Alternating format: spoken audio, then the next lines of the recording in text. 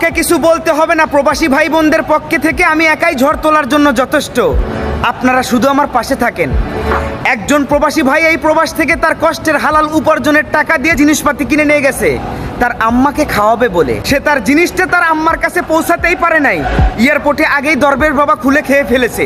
ওই কুলাঙ্গারের বাচ্চাকে কি রেসপেক্ট দিয়ে কথা বলবো? সে কি রেসপেক্ট পাওয়ার যোগ্য? প্রবাসীদের কষ্টের উপার্জনের টাকার জিনিসপাতি যারা চুরি করে ভোগ করতেছে তারা কখনো মানুষের বাচ্চা হতে পারে না। আমার প্রিয় দেশের মানুষের কাছে একটা আর্জি, আমাদের দেশের জন্য প্রবাসীদের অবদান বেশি নাকি ওই এয়ারপোর্টে বসে থাকা কয়েকজন কুলাঙ্গারের অবদান বেশি? তাহলে এয়ারপোর্টের ওই কয়েকজন কুলাঙ্গারের হাতে প্রবাসীরা প্রতিনিয়ত নির্যাতনের শিকার হচ্ছে, আর আপনারা কেন কোনো প্রতিবাদ করতেছেন না সেটা বসে বসে দেখতেছেন। প্রবাসীদের পক্ষ থেকে এটা আমার ন্যায্য দাবি, আমার দাবি মানতে হবে। আগামীতে প্রবাসীদের জন্য এয়ারপোর্টটা ঠিক রেল স্টেশনের ন্যায় করে দিতে হবে। আমাদের ইচ্ছে মতো আমরা উঠবো, নামবো, যাবো, আসবো।